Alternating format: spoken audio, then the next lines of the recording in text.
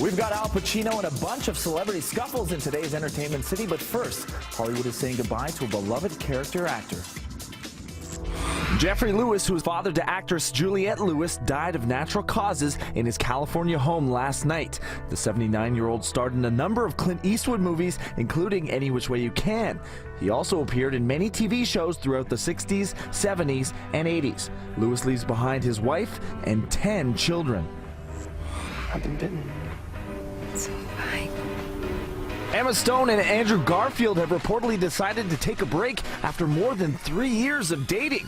Split speculation began after Stone graced red carpets during this year's award season, saw Garfield. Reports say pitfalls of a long-distance relationship are what drove the Amazing Spider-Man co-stars apart.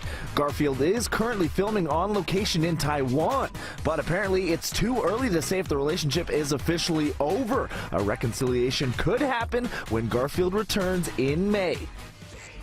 Marilyn Manson says he'll be pressing charges after he was punched in the face while dining at a Denny's in Alberta. The goth rocker says he got clocked in the wee hours of Sunday morning following his concert in the area. While there are reports that he called a guy's girlfriend a Manson says the attack was unprovoked. A Maroon 5 concert in California took an interesting turn for frontman Adam Levine when the Animals singer was preyed on by a fan. She managed to skirt security, jump on stage, and headed straight for Levine. He took it all in stride, but it does turn out the fan did cause some damage, cutting his ear with her fingernail. Super terrifying. Speaking of apologies, Kanye West and the photographer he allegedly assaulted in 2013 have buried the hatchet. The rapper and Daniel Ramos shook hands yesterday after reaching an undisclosed settlement before the case could go to trial next week. The full terms of the settlement were not revealed, but apparently this apology was one of them. Al Pacino is hitting the big screen as an aging musician in Danny Collins. He tells our Jill Bellin who inspired his portrayal. Did you look to any rock legends as you were looking for inspiration in creating this character? Yes, I looked at a couple. I found two very gifted musician singers. One was Barry Manilow. Oh. And the other was Rod Stewart. I crossed them together. There was something about that spirit that they have that helped me in this point. How amazing was it to be able to work with Al Pacino? I was really dazzled by him. I really was. Christopher Plummer was also in a few of the scenes that I did, and that was for me just such a thrill. It really doesn't get better than this cast, especially because it is small. So it was easy to actually get to know these other people. Al's got a poker group that he's been playing with for like 40 years.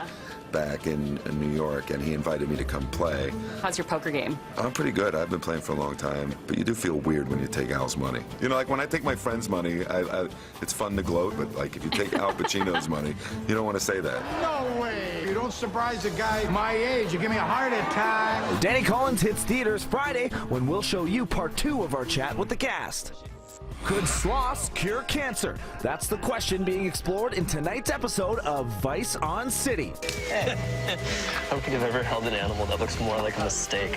Check out the fascinating doc at midnight. Plus, now you can get new Vice content every day with Daily Vice. The app is an original 6-minute mobile news show available exclusively to Fido customers.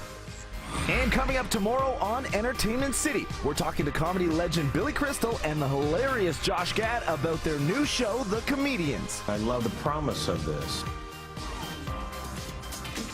Now we want to know what you think. Are Emma Stone and Andrew Garfield over for good? I hope not, but we want to know what you think. Tweet us at NCity.